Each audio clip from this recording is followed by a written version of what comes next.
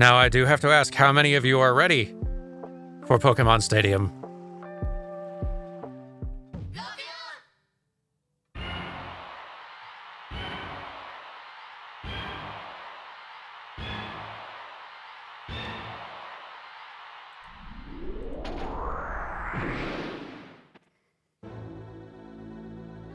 Welcome to Pokemon Stadium. Looking a little different than some of you probably remember. A bit.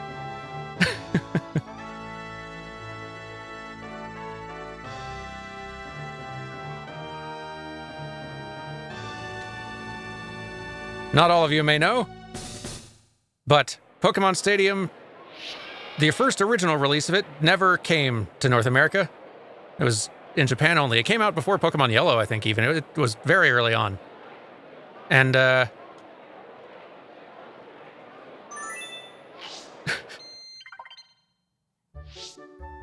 It is like a beta version, almost, of Pokemon Stadium. It is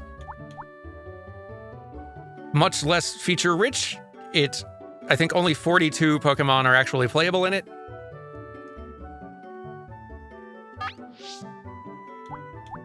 Here, we'll go with, I think, pre-made teams first, see how that goes.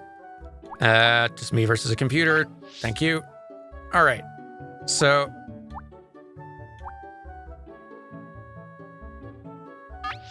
I'll choose this team and we'll go against this one.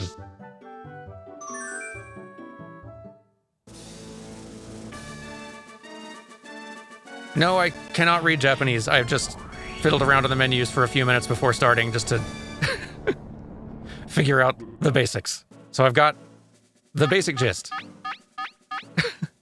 It's pretty similar to Pokemon Stadium as we know and love it, though.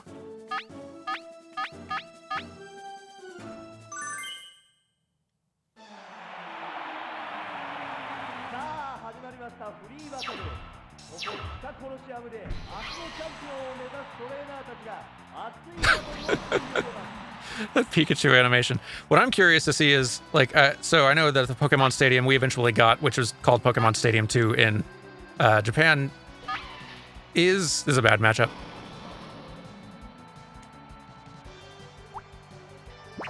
Is more fully featured.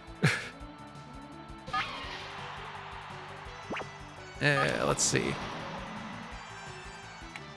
Switch to somebody else. If I'm allowed.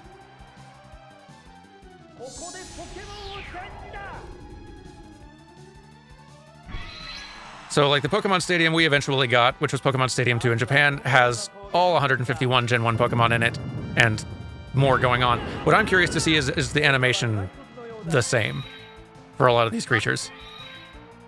Or did they, like, do new animations for everything as well? For the ones that existed in both games? Have the one on the right? I don't love how Pinsir's teeth move. And I think we might have missed.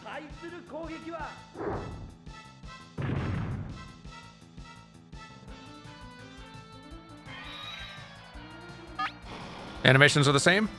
Excellent, and that makes sense. Especially if they were having to, like, if they were wanting to get all of 151 in, but they only got 40-something in for this first release of the game. And then the later release had the rest. Like, I imagine that's only because they had those 40-something to begin with. It is telling, though, that, like, even with Pokemon Stadium, one of the games that's often pointed to in animation comparisons, the first version of Pokemon Stadium only had a limited Dex release as well, and then expanded on it with a later updated version of the game.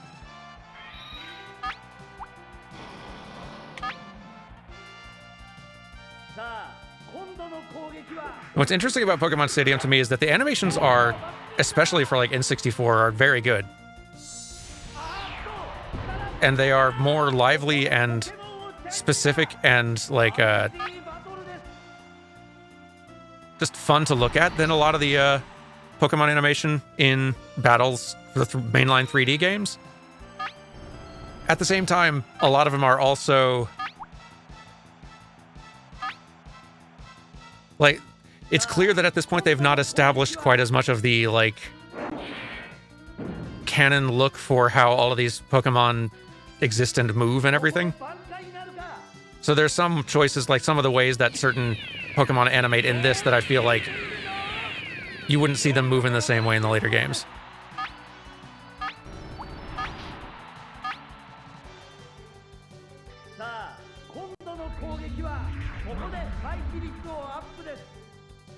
You love the way they use camera tricks to convey impact? I agree. Yeah, like they're doing good, like, camera work with this.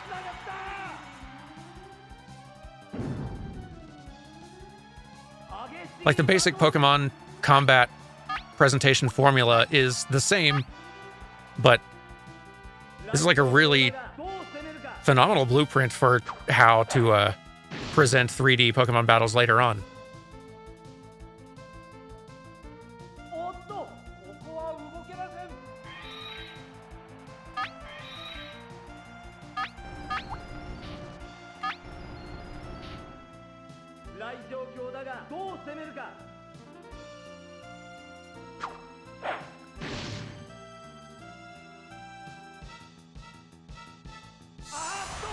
Oh no.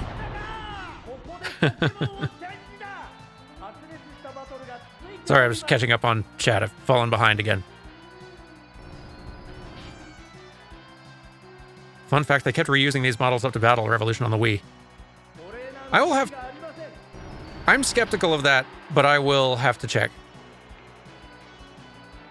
once we kind of get up there, because I'm confident they would have used the same models as much as they possibly could for all of the N64 releases. I am not as confident that they would keep using the same models up as far as a Wii release, though. Or at least certainly, like, they'd have, even if the meshes were the same, they'd have been doing a lot more texture and shader work. Like, there's a lot more to a model than just the geometry. Let's see, who are we bringing in? Let's say, I don't really know which is which. Let's say this one.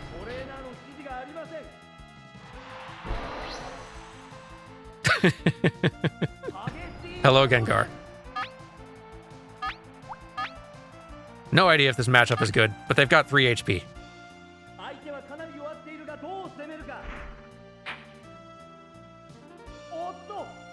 Not effective. Okay.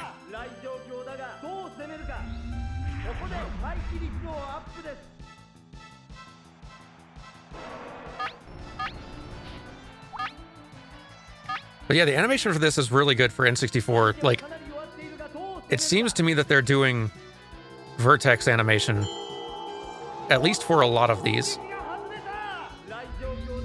which makes a ton of sense as an approach this early on, because, like, sort of skeleton-based joint animation type stuff that we would normally go for today, I imagine would be pretty challenging for them on the N64, performance-wise. And also way more limiting in how they could actually move. Like, there's a lot more wild deformation they can do by going with vertex animation here. Vertex animation basically being... so, like, if you're picturing a 3D model, these days, a lot of times... Oh, it's a beat drill. A lot of times we would be animating those things by having an internal skeleton of joints that are controlling the different vertices, the points of the mesh. Like, each one of those vertices is impacted to varying degrees by the joints in kind of inside that mesh. So if you move one of those skeletal joints, that would move a lot of those associated vertices and points on the mesh itself. So, like, if you move the arm joint up, that would bring all kind of like the arm geometry, like, up with it, right?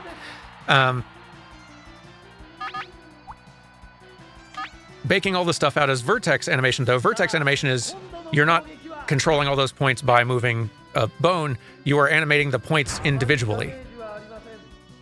And maybe when they're authoring things, they were using the joints and bones in their animation software or whatever, but as it is exported, it is just a bunch of vertex animation. Like, just those points itself, which I think they did the same thing with Crash Bandicoot way back in the day, and Spyro, and a lot of older, like, they got a lot more expressive malleability out of their models in the old days by doing it that way. I'm making a lot of guesses here, but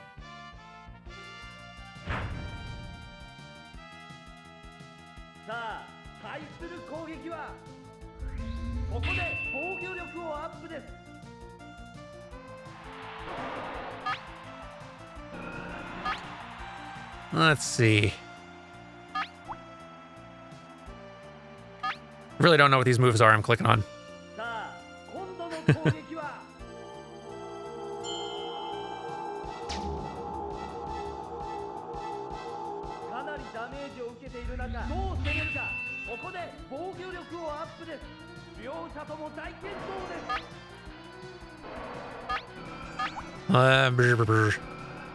Don't know if we've tried the bottom move. Let's try this.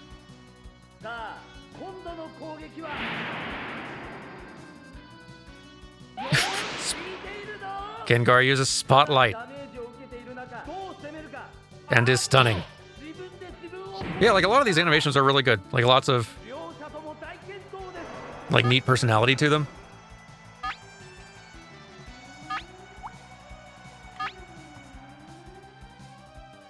It's a little uneven. Some animations are better than others.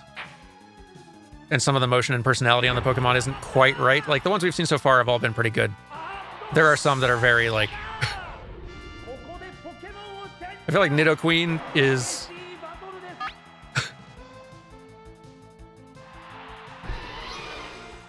one of those cases where not as good.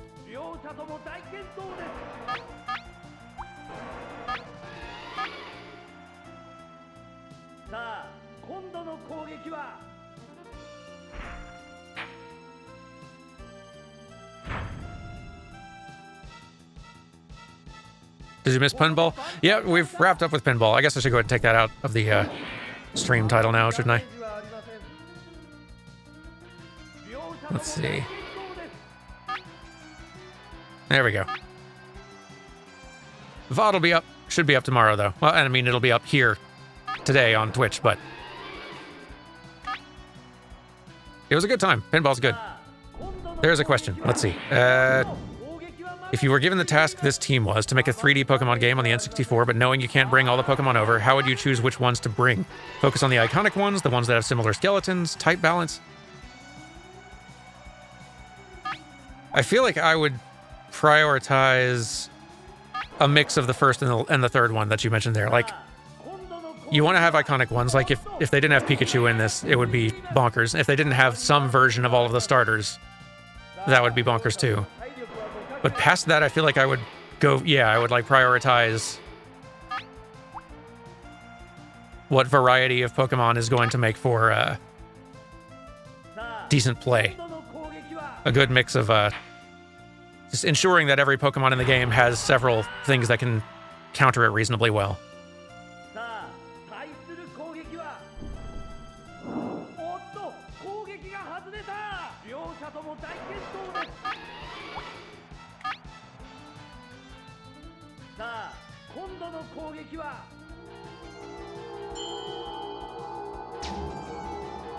Yeah, that one seems to work pretty good.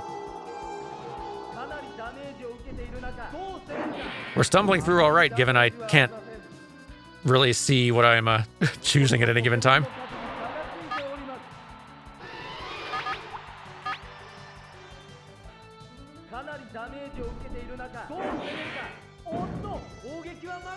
Those parts of the shell moving on Cloyster sure are a choice. Yeah, I kind of like that as I like that as a choice. I don't know how.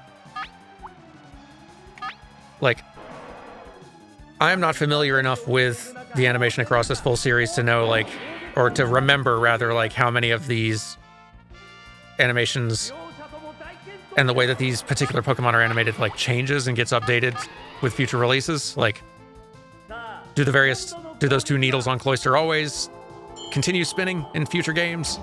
Does that get shifted?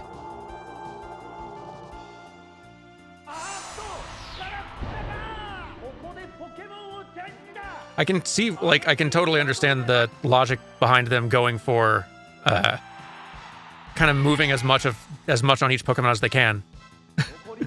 Like, because now it's in 3D. They got a full model here. They're animated. The Nidoqueen animation, though, that I feel like is questionable. Why is its idol just entirely all about adjusting its boob plates? Who can say?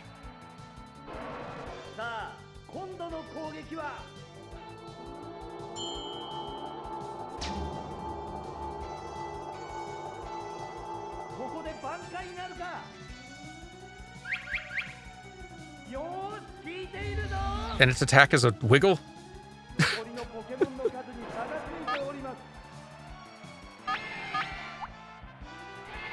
Questionable choices being made here.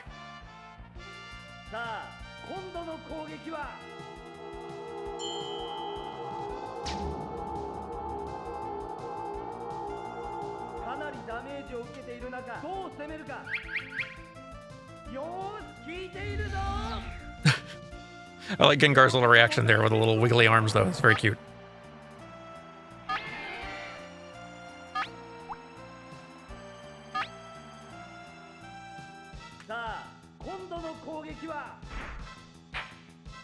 But yeah, like that. Gengar's animations in general are pretty great. Like that, like wide open mouth, tongue waggle, that sort of thing. Like, that's great.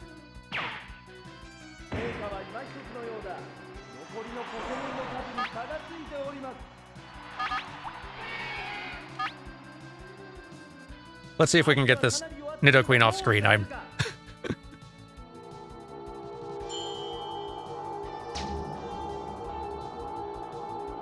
not here for whatever this is.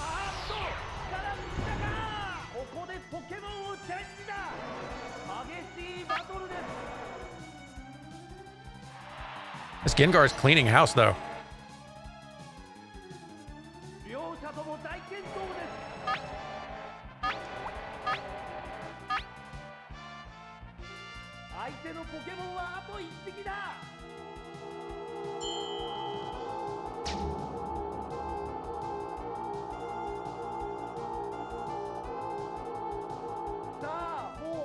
The screen effects for like battle and everything are really cool too.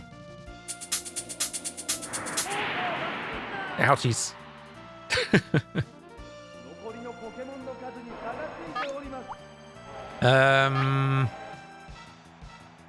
Eh?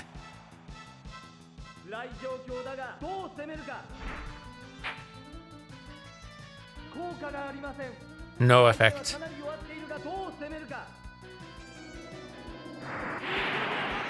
And we're down.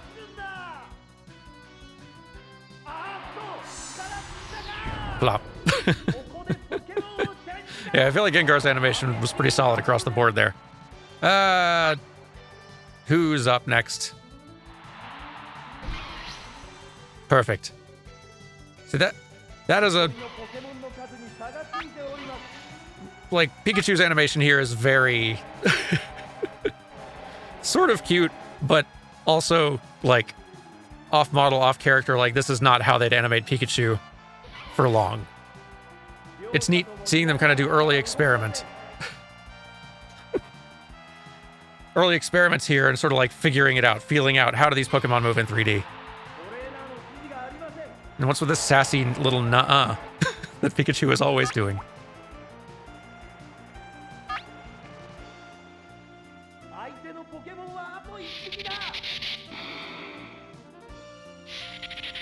Kaboom.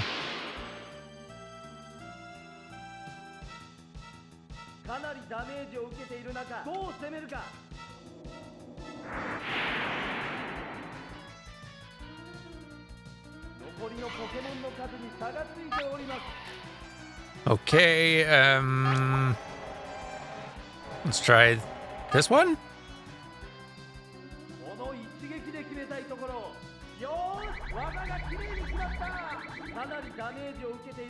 No, must have given myself a buff.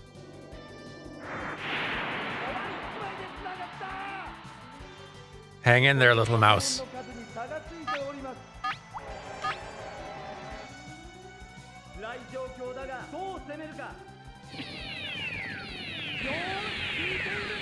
Oh, all right, that's got to be Thunder Wave. Paralysis. It hasn't saved us, but might help the next one. Flop. Let's see, who else is coming out?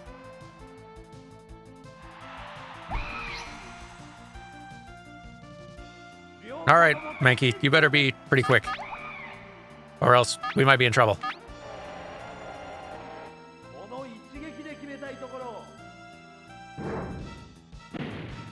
Whew! That's a relief. That is true. Gengar took out quite a lot, so... Hey! Took out more than I realized. Shut him down. All right, let's do a round where we're actually choosing our lineup. Then we can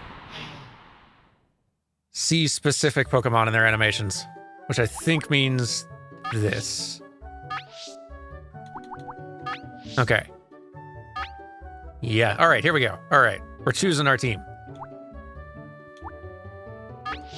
And we can get little preview windows seeing kind of their idol at least, which is nice.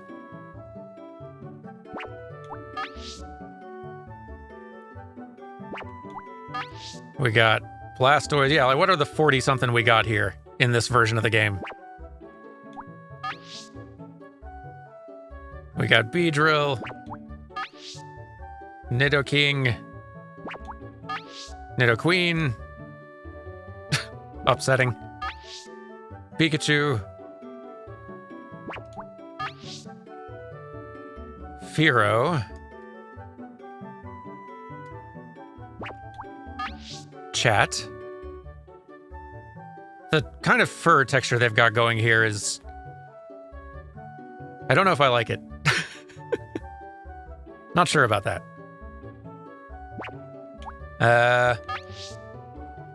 We got Mankey, or is this Primeape? I'm not sure.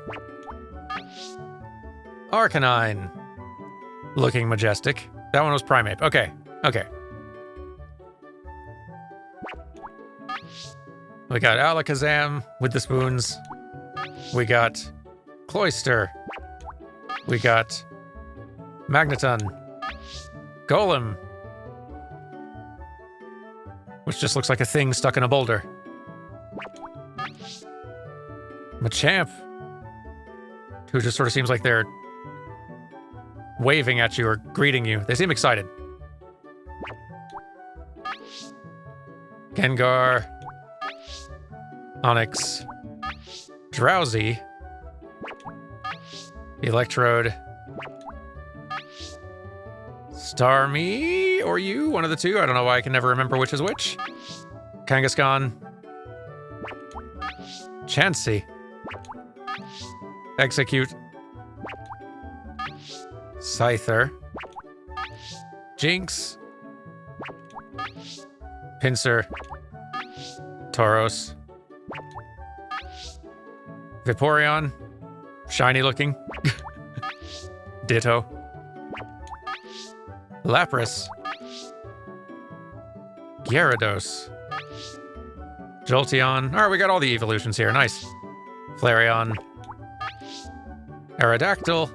Snorlax. I like that Snorlax's little sprite there is just flopped over. Just in general, flopped over. It's very good. Let's see. Dragonair. Or Dragonite, or one of those. Moltres. Okay, we got the birds too. Zapdos. Articuno. Alright, and that's the full lineup. That's all the Pokemon we got in this version.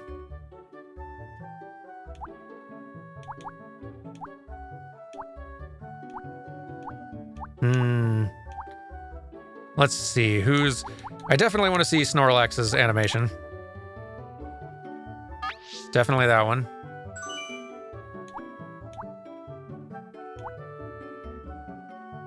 Yeah, not even Mewtwo in this version, you're right, yeah. Wow.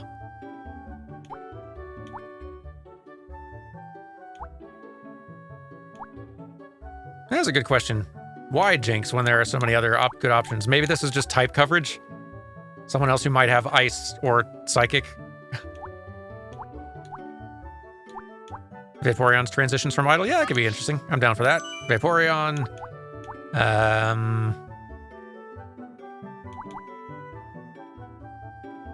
Kangaskhan could be neat to see.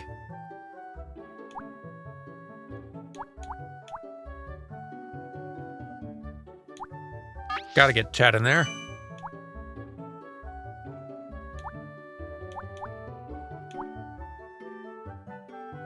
Blastoise for sure. This is not a great team type coverage wise, but that's fine. There's not a lot of grass types in this spread. There's like 2.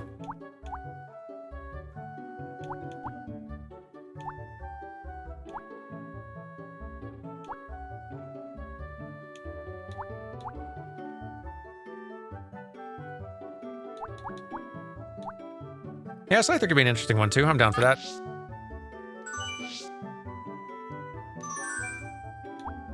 And now, okay, now we're making our opponent's team. So who else would be interesting to see, animations-wise?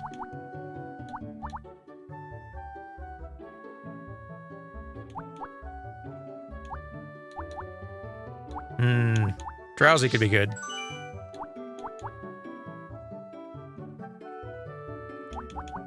Yeah, let's get Fearow in there, sure.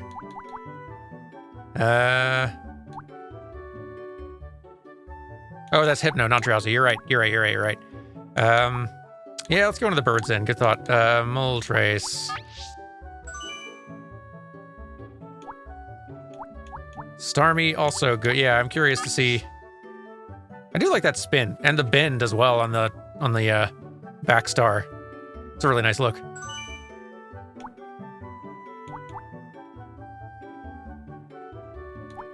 No Clefairy or Clefable.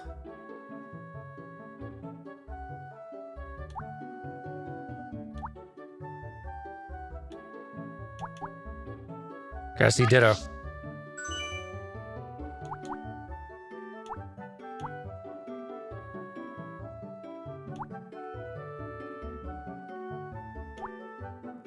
And lastly... Yeah, sure, let's get Lapras in there.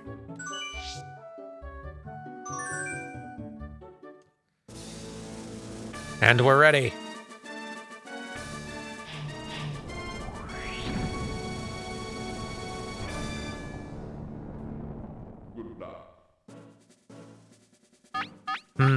Okay.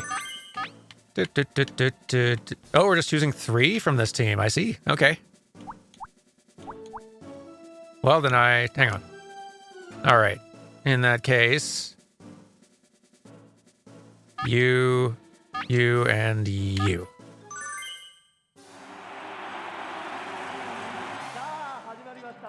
What do you think the sweet spot is for the number of Pokemon for a Pokemon in a game for it to feel good? The number of Pokemon in a game for it to feel good.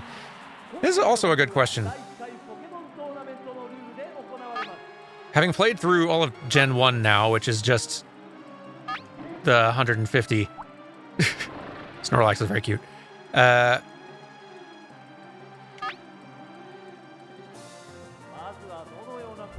feel like for less than 150 to work, I feel like you need fewer types, because it definitely felt like playing through Gen 1 that within each type there was a pretty limited number of options. So if you were dealing with a whole lot, like going into a gym, you'd kind of see the same 4 or 5 Pokemon over and over just because they didn't have a whole wide range to pull from. And I feel like later games are able to get a lot more there. So like,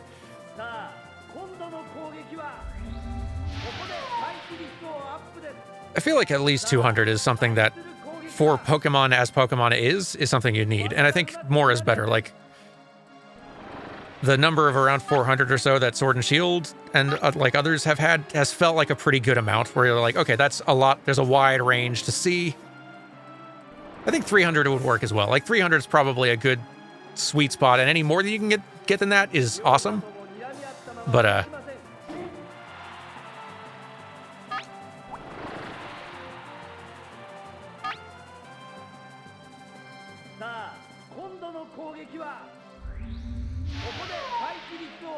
It's kind of hard to say, though.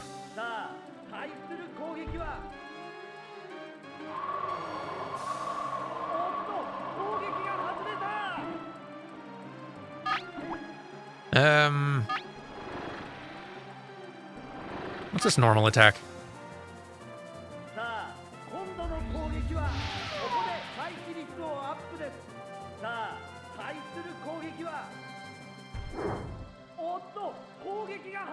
Snorlax, did you miss?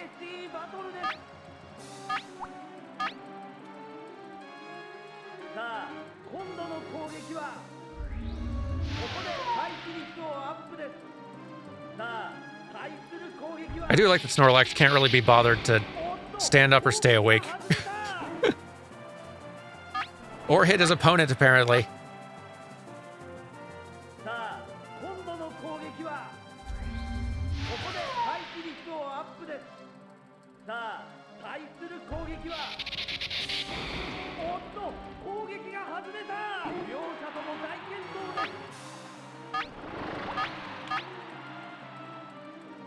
Are there many games in this one? I don't know.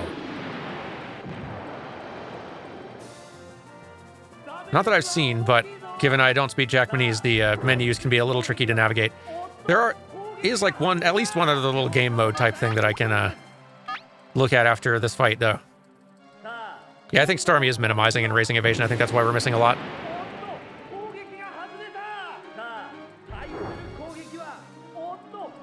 Oh, is that Thunder I've been using? Yeah, that's making my accuracy even worse. Yeah, you're right. Let's attack with something else. Body slams.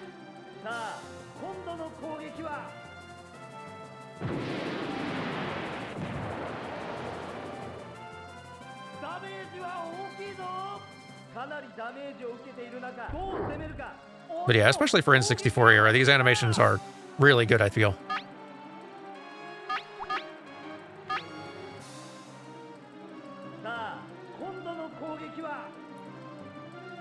Like, even if not all of them are really, like, on model or all, like, the right personality, even if some of that would get kind of course-corrected for some of these Pokemon, for some of these Pokemon in future releases, like, they're getting a lot of personality on screen.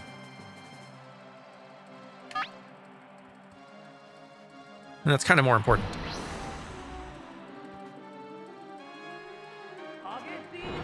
All right, Blastoise, what do you got? I see an Earth move. Let's try the normal one, actually.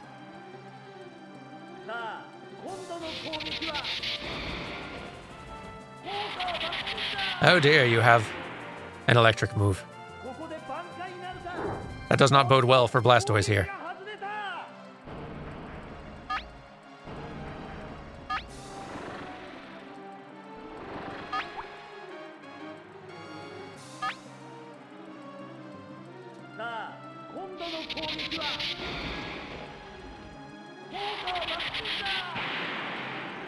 And there we go. Starmie's the MVP of Stadium. Oh. I did not know this. All right, chat. Let's see how you do.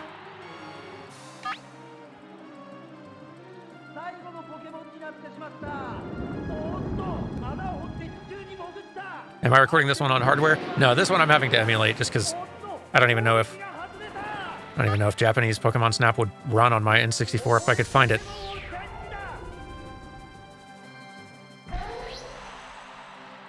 The North American Pokemon Stadium, though, will be on the N64 once we switch over. Ha! Take that, Lapras.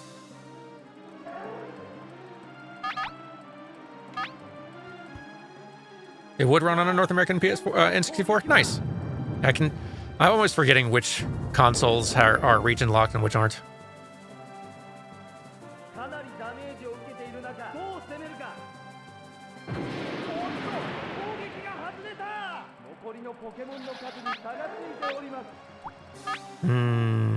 Let's do that again.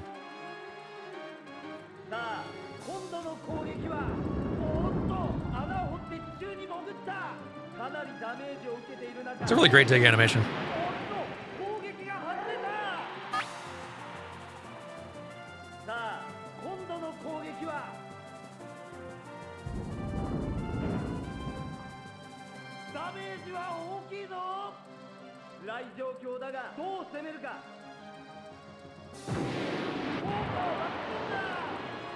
I love that the Japanese announcer is just as full of gusto as the US one. Ouch.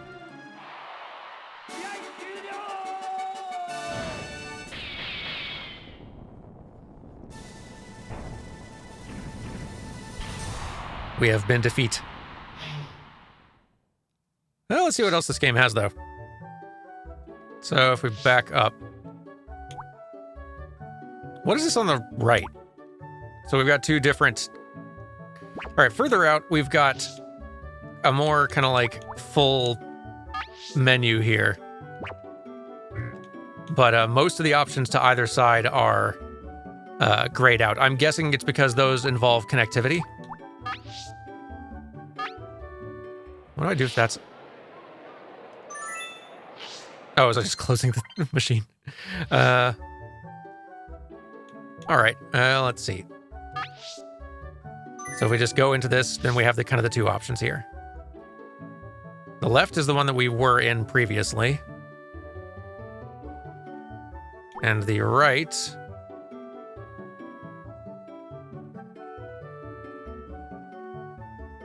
I really need to go back and brush up on my... just even basic... like katakana, hiragana, that stuff. Free battle versus tournament. Oh, it's tournament to the right. Well, I don't think we'll last very long, but let's assemble a team, or try.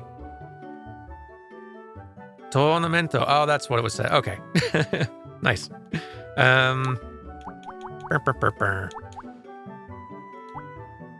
So who did we not get to see, really, last time? Didn't get to see... Firo.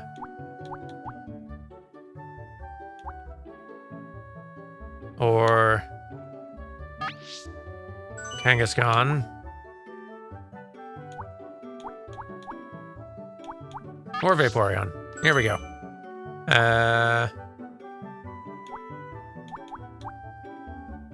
Moltres.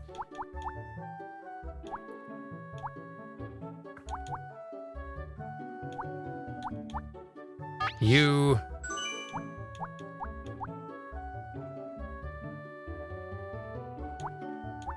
And...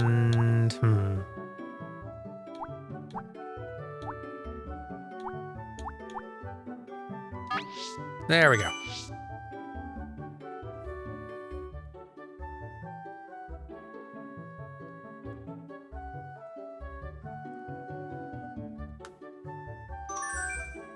Let's see how this goes.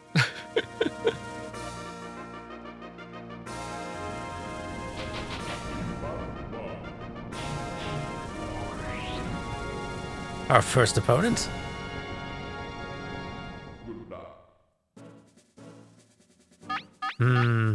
Alright, let's see. They have a pretty good spread of types, it seems like. I kind of like the mechanic that Stadium adds where, like, alright, you can see each other's lineup of full 6, but you don't know which 3 they're going to choose. That's like a neat way to kick things off.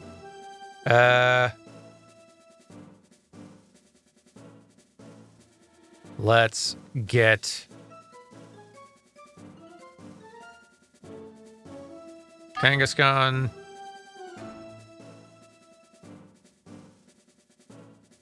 Hypno and, I don't know, Scyther.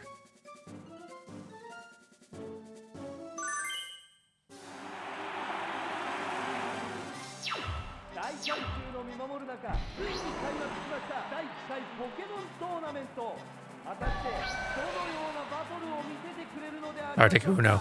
I really Kangaskhan's animation in this is really good, especially with like the little the little baby that's just in the pouch, hopping out of the pouch. Like there's a lot of interactions between them. Like that's some great stuff. Get hit with something. Hey, welcome, Symphony, and thank you.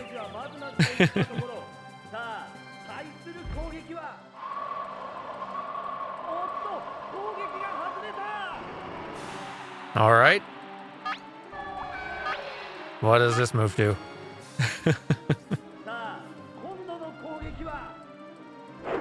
Hey, that must be double kick. And a great animation for that, too. Yeah, I agree. Kangaskhan's Vertex animations in this are really good. A lot of personality on this one.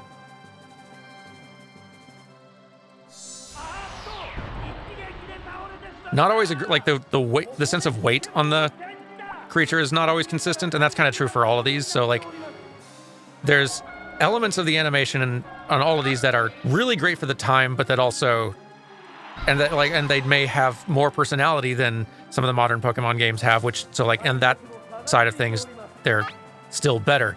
But then there's other sort of like basic aspects of like weight and kind of animation fundamentals that later games have improved upon a good bit, I feel.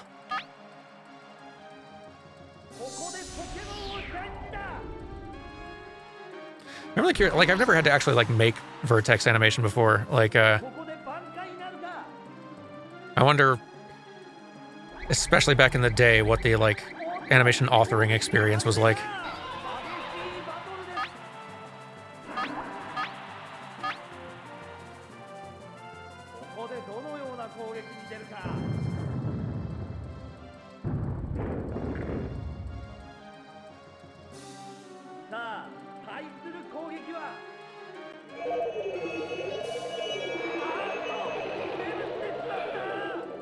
And heck, maybe they weren't always doing Vertex animation stuff either. Like, I'm kind of guessing at that.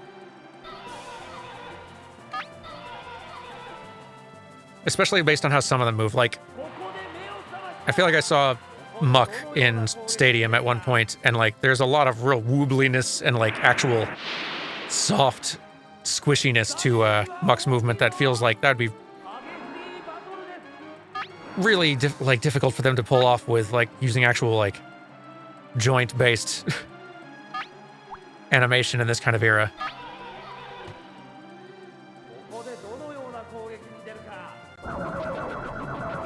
Seems like that might hurt.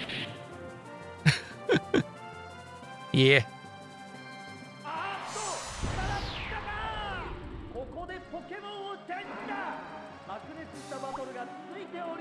Yeah, the weight on a lot of these animations is a little wonky, but the ideas are coming across really well. And that, especially this early on, adds a lot, I think. Oh, is the buttons suddenly stop working? Hang on. Hang on. There we go. This one?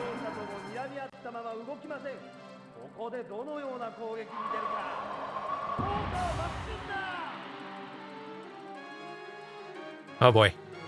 That height.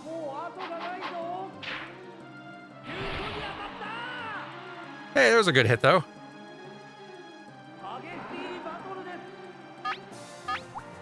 Is that the same as morph target animation? I think, like, I'm definitely the wrong person to ask. I think it is in the same kind of ballpark. I don't know if it's authored quite the same way, but it, like, both of those kind of involve like animation achieved by moving the vertices specifically, like directly, as opposed to like using joints to move them as a group or a bunch, right?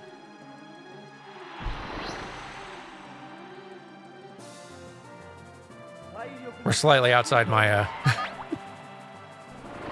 wheelhouse of knowledge, though. Especially when it comes to how a lot of this stuff was authored back in the day. Like, I could make more reasonable guesses about a modern game, but with older stuff, who knows?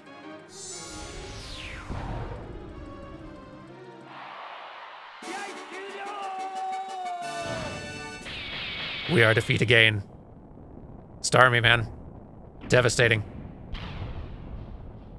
Okay, I think we've gotten enough of the Japanese release of Pokemon Stadium. We'll go to the BRB screen again.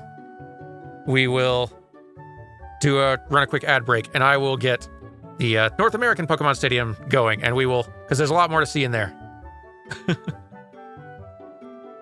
And yeah, we'll be able to actually choose our moves with intent this time, which I feel like might give us a real edge in combat. All right. Y'all sit tight for a minute. I'll get this set up and be right back.